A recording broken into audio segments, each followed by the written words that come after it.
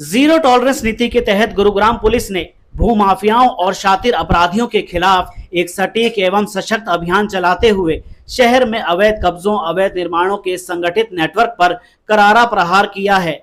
इसी कड़ी में पुख्ता खुफिया सूचना के आधार पर गांव कन्हई में अवैध रूप से किए गए 6 मंजिला मकान के निर्माण की पहचान कर मशीनरी और 50 से ज्यादा मजदूरों की सहायता से पूरी तरह अवैध निर्माण को ध्वस्त किया गया।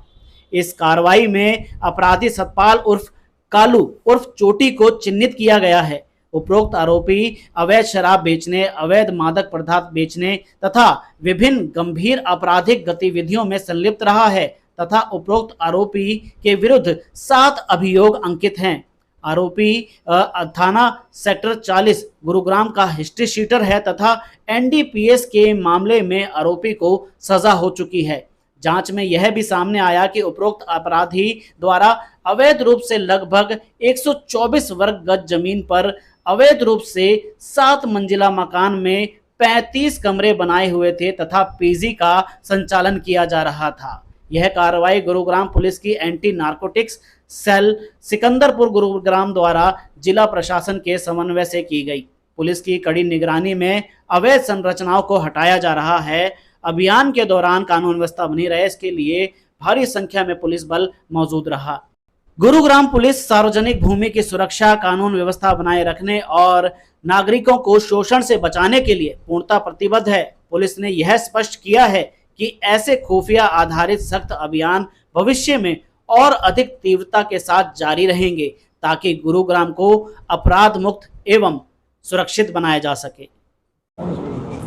सर, आज तोड़फोड़ की जा रही है, किस इलाके में की जा रही है, किस कन्हई गांव में है जी तोड़फोड़। क्राइम ब्रांच और एमसी की जॉइंट ऑपरेशन है अगेंस्ट एनडीपीएस केसेस। सतपाल और कालू है जिसका नाम बताया जा रहा है।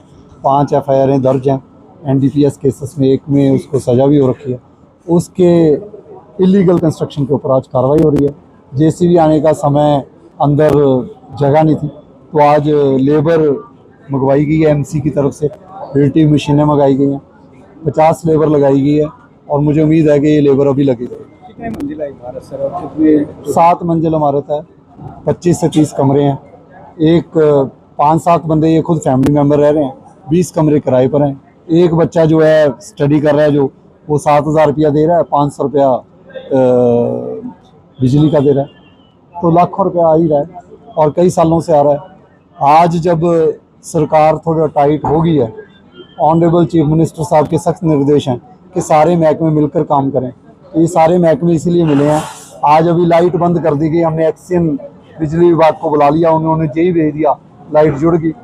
लाइट तब तक ऑन रहेगी जब तक हमारी कार्रवाई नहीं होगी। तो सारे महकमे इकट्ठे। किस टीम, विभाग की टीम जो है शामिल हुई है? एमसी की मेन कार्रवाई है, उनके जेई एसडीओ दोनों प्रेजेंट है और जो है उसके साथ साथ सीआईए ब्रांच के इंचार्ज सिकंदरपुर की उनकी टीम है, एसएचओ सेक्टर 40 उनकी टीम प्रेजेंट है और मैं एज नोडल ऑफिसर। सर, कितने ऐसे बदमाशों को चिन्हित किया गया जो नशे का कारोबार करते थे? क्राइम ब्रांच ने चिन्हित किया, लंबी लिस्ट है, हो सकता है 1.5 महीना और लगे। हर रोज एक मकान या कोई ना कोई सरकारी जमीन खाली हो।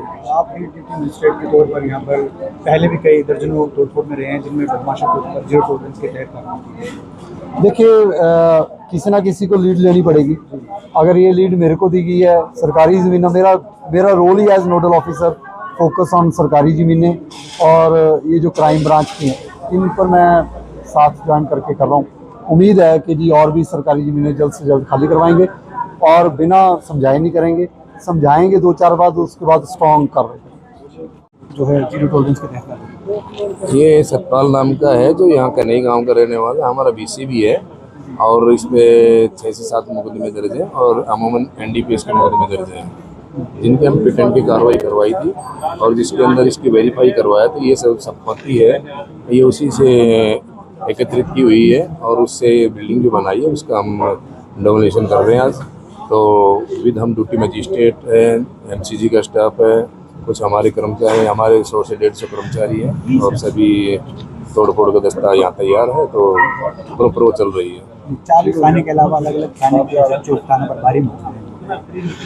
हाँ देखिए, ये तो एक हमारी डोमिनेशन में कोई भी इस तरह की कोई गतिविधियों में कोई दखलंदाजी ना करे, तो इसलिए पुलिस फोर्स का पहले इंतजाम किया हुआ है। माननीय पुलिस कमिश्नर साहब के आदेश है कि जिस भी आप सिचुएशन पे जाएं, एज पर सिचुएशन फोर्स की जो जरूरत पड़ती है उतनी फोर्स आप मांग सकते हैं। तो जो हमारे साहब के जो आदेश है, हमारे डीसीपी साहब के आदेश है, उनके ऊपर हम काम कर रहे हैं।